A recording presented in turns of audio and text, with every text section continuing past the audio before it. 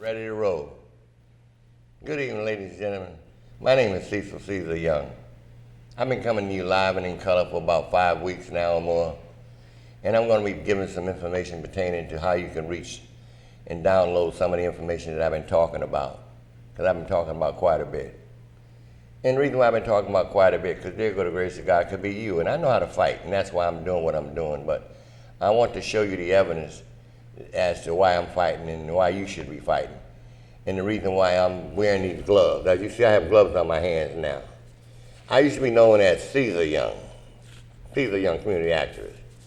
Now I'm going to take my gloves off and I will call myself now Cecil Young. But I used to be called Cecil Young as a businessman. But now I'm taking them off as Cecil Young, the community activist, as I should and used to be.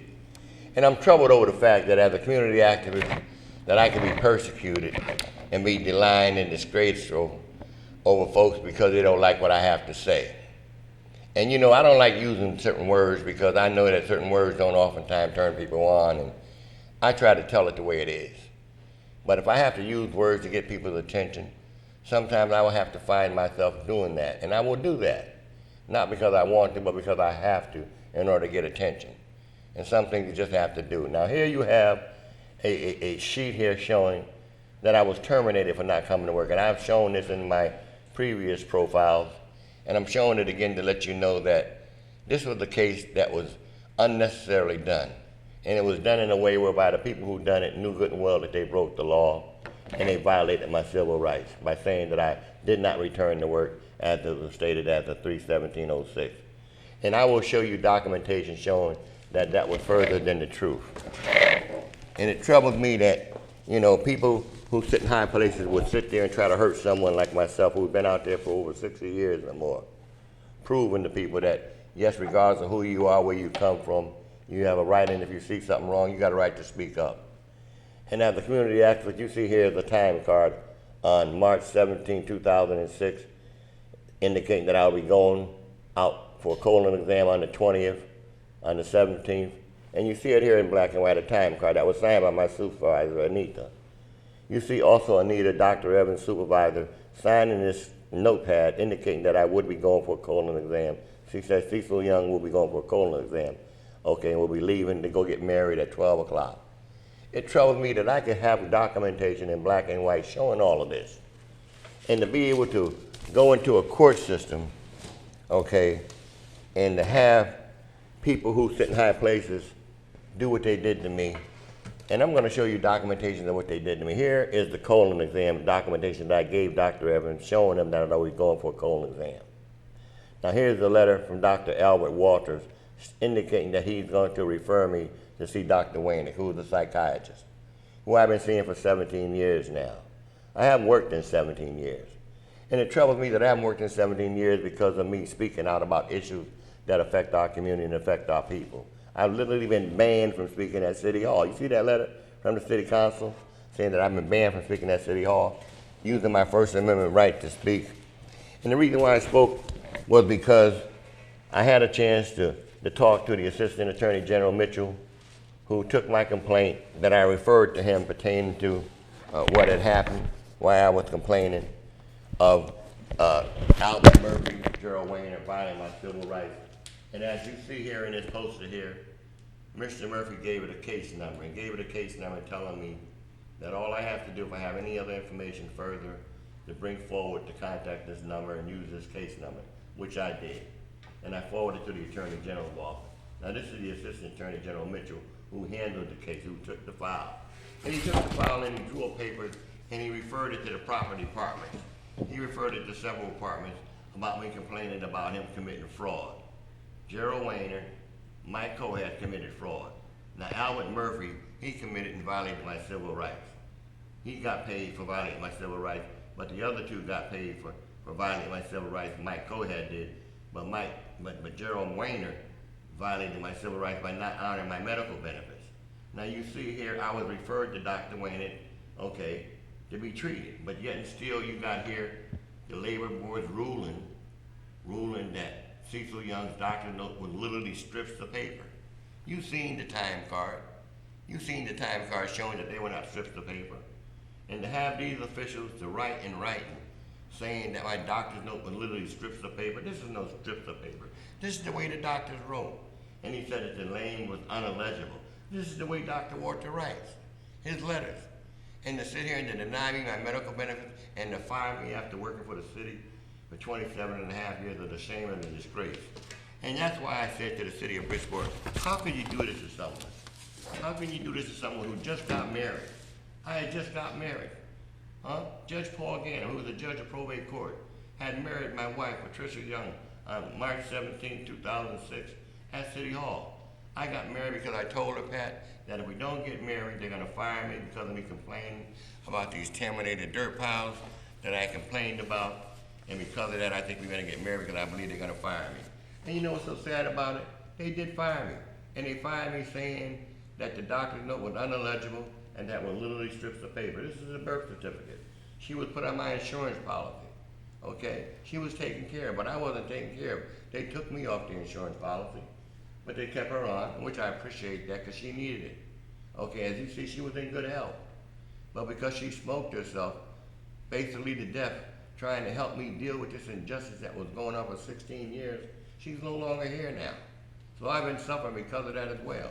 And I think it's a shame and a disgrace that she had to be put through such a strain, such stress, to help me fight for a battle that should have never even been.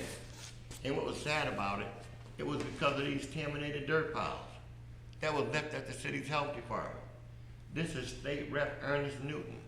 He was the state rep at the time. This is me. This was the pile of contaminated dirt piles at the city health department that I complained about to Ernest. And I complained about it to the state health department. I complained about it to the mayor's office. Okay? Instead of them removing it, no. Okay? They ended up harassing me, aggravating me, to a point where basically they ended up ignoring my complaint, ignoring my issues. And because of me going down there back and forth complaining, they ended up cutting off my benefits in the whole 9 yards. So what's so sad about it is that now here you have a notice that was done at the request of the Assistant Attorney General Mitchell, who gave it up to the auditors, and the auditors gave their findings.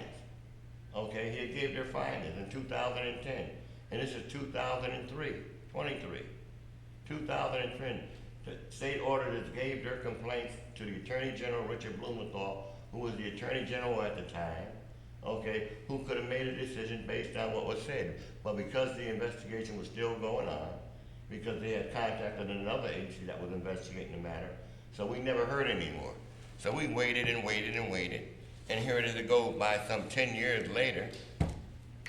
We go by some 10 years later, okay, and what really troubled me is that we paid an attorney, Attorney John Williams, paid him $10,000. $10,000. These are fax letters that we contacted him, asked him, John, when are you going to contact the judge? When are you going to respond to my cases? We're looking at the court dockets and we're showing that you're not responding to what the court is requesting you respond to. John, why don't you respond? He said, Cecil, don't worry about it, I'll take care of it. He said it at the low court, then he said it at the appellate court. When he went to the appellate court, we notified him several times. We got at least 20 letters, we notified him in fax, in writing, saying, John, please respond. He said, don't worry about it, Cecil, I'll respond personally.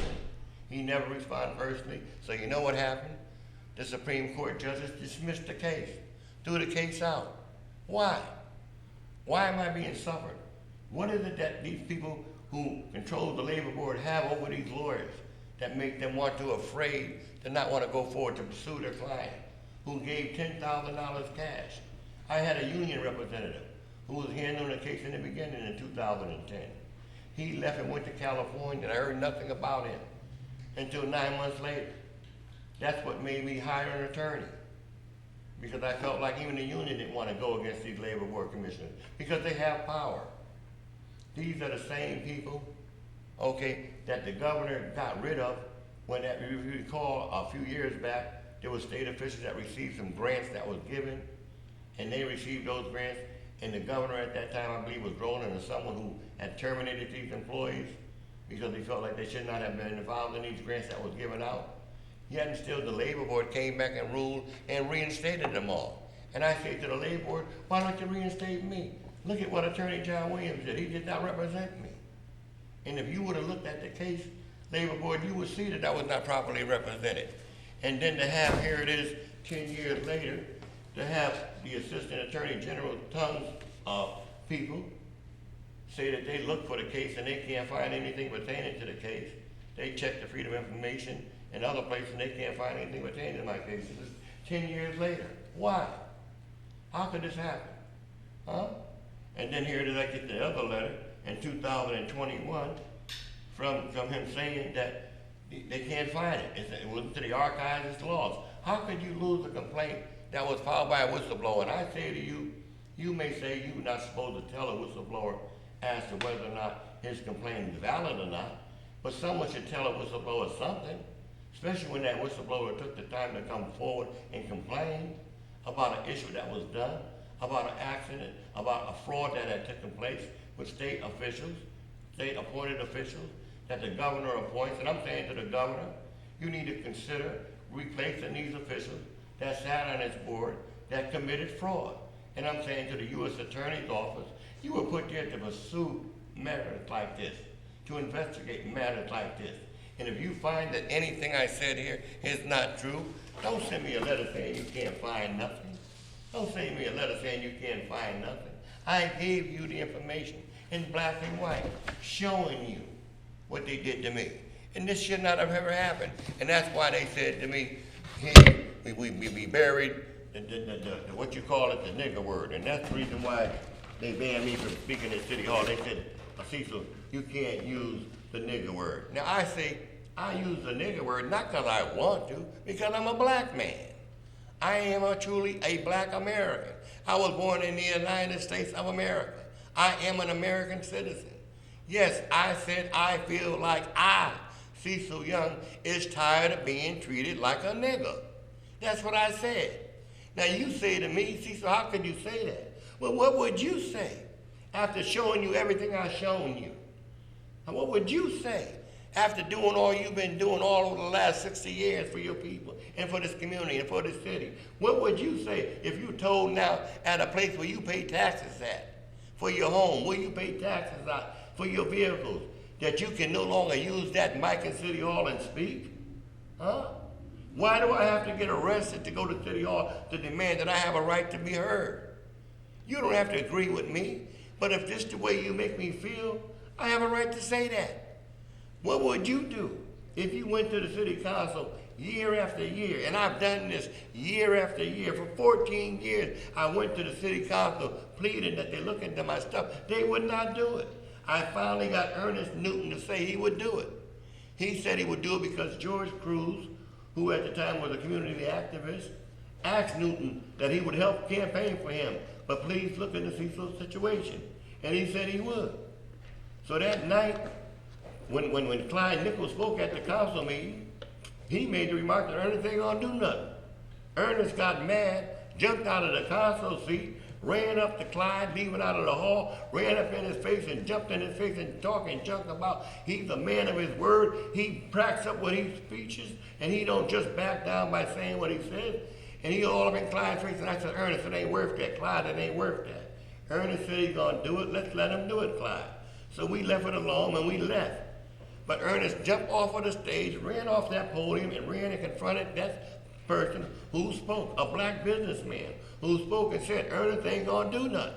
And what's sad, he didn't do it. He did something. He started it. He told the mayor that night, Mayor, I've known Cecil for a long time. I respect Mr. Young. And I want you to know that I'm going to ask that this matter be looked into. The mayor jumped off the stage no sooner than he could finish his last word. Okay? And next thing I know, I get a letter from the city attorney's office, from the labor relations department, from the, what's that lady's name? Janine Hawkins, saying that Cecil was a disgruntled employee. He's just complaining because he ain't satisfied. He's just a disgruntled employee and pay him no mind. She lied to the U.S. Attorney's Office and told a lie on me. And I'm saying to the U.S. Attorney's Office, she should be charged for that. Huh? When you told me when I worked for county school not to say nothing about the truck company that I was working for because I was signing up people to become truck drivers, and you told me don't say nothing to the owner that I was working for because you thought that there was some kind of scheme going on. So I didn't say nothing to the owner. I didn't say nothing to the boss. And because I didn't say that to the boss, Mr. Fez, I got fired. I didn't get fired, but he didn't want to hire me no more. He didn't want me to do no more work anymore. Matter of fact, I didn't even ask him. I just left. Because he asked me, why didn't I tell him that the Feds talked to him? And I didn't tell him because I didn't feel we did anything wrong. So I'm saying to the Feds, here you have a woman that works for the city hall, who was running grants personnel, who's supposed to save jobs, who got promoted, became the mayor's chief assistant. She was promoted for lying to you about me. How did this happen? And she's a black woman. That's why I said it ain't about black and white. It's about right and wrong. And I'm sick and tired of going down to the city council, looking at the council, seeing 20 council members, 12 of them are black, 4 or 5 are Puerto Rican, 2 or 4 are white. And I look at them when I speak and they look at me like they don't know what I'm talking about. They're afraid to say anything, and I'm saying, why? What do I gotta do to get you to respond to my concerns? So that's why I said, when you say, take the nigga out the box, you buried the nigga word, you buried the nigga word, but you still treating a black man like a nigga. You buried the nigga word in the box. I got a box that we put the nigga word in, but you still treat me like the nigga that's in the box. I'm not no nigga, I'm a black man. I'm a black American who paid my dues because I wanted to, not because I had to. I love what God had put me in a position to do. I never thought I would do what I was able to do. I've been a blessing to a lot of folks, and they don't even know it. But God knows it. That's why he made sure that out of the 17 years that I haven't worked, because I haven't worked in 17 years, why? Look at the back brace I got. My back is messed up because I got tackled. Got jumped on by elected officials. My back is messed up for life.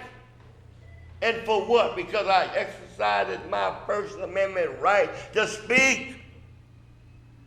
I paid the lawyer $10,000. He couldn't properly represent me. Somebody tell me, what did I do wrong? I'm sorry if I offended you by saying what I said, talking the way I've been talking, because remember this. I never went to school like you did. I went from the first grade to the third grade, to the third grade, to the fifth grade, to the fifth grade, to the seventh grade, to the seventh grade, to the ninth grade. They would put me through classes like I thought I was graduating. Come to find out when I got 16 years old, it was time to go. I told God and I told my mama, let me go. I'm not doing nothing. I'm tired of being left in these courtrooms. I'm tired of being left in these closets. Right now, I will not talk 100 times. So I was one of the ones that could not function the way that those kids that needed to function like me, that wouldn't have been able to do what I've been able to do now, and much more, if I would have had the kind of teaching that could have taught me what I was lacking because of what I was going through. Then you wonder why you can't reach the kids that you're teaching now. How can you reach somebody you don't know? How can you reach somebody that's being treated like a nigger? I'm a black man, a proud black man. Never use the race card. Don't believe in the race card. Why should I have to use the race card? We send money to Ukraine, like Ukraine is the only place that's suffering. Ukraine. That's the only place that's suffering. What about us in the United States and America? Call me up next week. If you don't want to call me now, call me up next week and tell me what you think about what I said. Did you like it? Did you want to hear it? Well, I'm going to say it again next week. Don't run from me because I ain't running. I'm confronting. I'm confronting because I'm tired of people ignoring what God has put me to do. And I'm going to do it whether they want me to or not. I love what I've been able to do in spite of what I've been through. Yes, I was beaten all through school years because they said I would never be anything. Well, I think I did pretty well. I think I done quite well. Why? Because there was a guy that was looking high and decided to look low and said, look at here. I know that brother. He's one of my children. He needs some help, and I'm going to help him because he's speaking the truth to power. He's doing what we want done and should have been done by people that look like you and me when he go down that city hall and try to talk to them about what he's going to, and they look at him like he's crazy, like he never done anything. When I say, look at my poster. Go to the website, look at me, download me, and look at what I've done for our people in our neighborhood.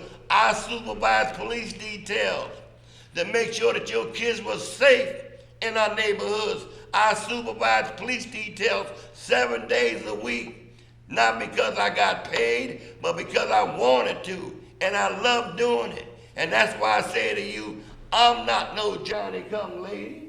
I didn't lock up nobody or turn my back on nobody or try to jail up anybody. I'm not no cop. I'm not no setup man. Call Soundview. Look at Green Homes Community Policing Detail.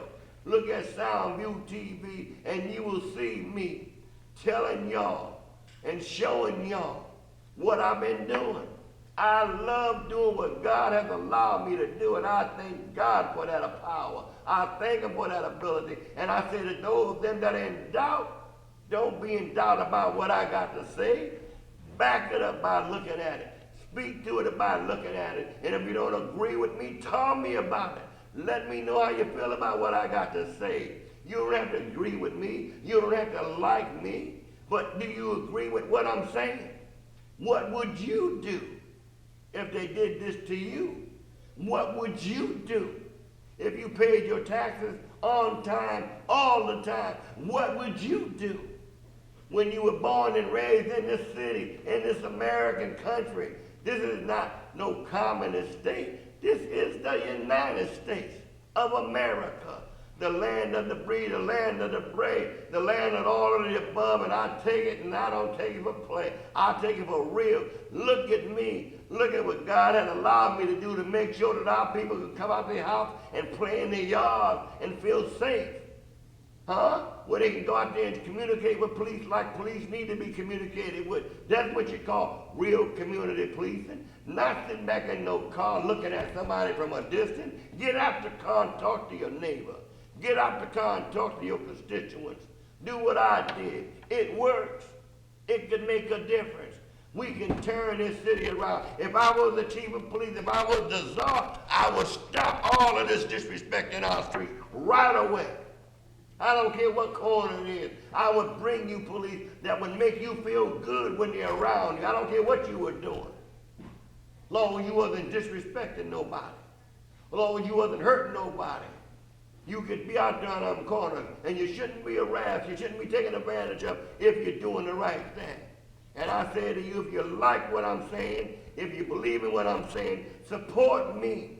Support the issue. And it don't have to be me. I offered the mayor pictures of what these details were doing when I was supervising them, when Mayor Busey was mayor. When I was supervising, when Earl Miller was in charge of the Housing Authority police detail, he had me supervise these cops to make sure that they stayed on the post, that they stayed on the job. And they did. And they did what I wanted them to do. They didn't lock up nobody. They didn't have to lock up anybody. I wasn't about locking up anybody. I was about preventing crime. Giving people a chance to move into those units that were just built with $55 million in P.T. Barnum. I was talking about removing the old problems in front of those buildings so people could move into them and raise their families in them. And that's what we did in P.T. Barnum. That's what we did in Green Homes. That's what we did in McQuarrie. We can do that and much more. It's not the man's fault that we living where we living, in the condition we're living in. Let's do something about where we live. Because if we don't do it today, tomorrow may be too late.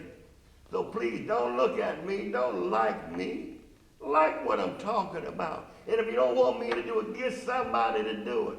Because I'm tired. And if you don't want me to do it, get somebody to do it. Because this is what we need. This is what we need. You can't get it if you don't put into it.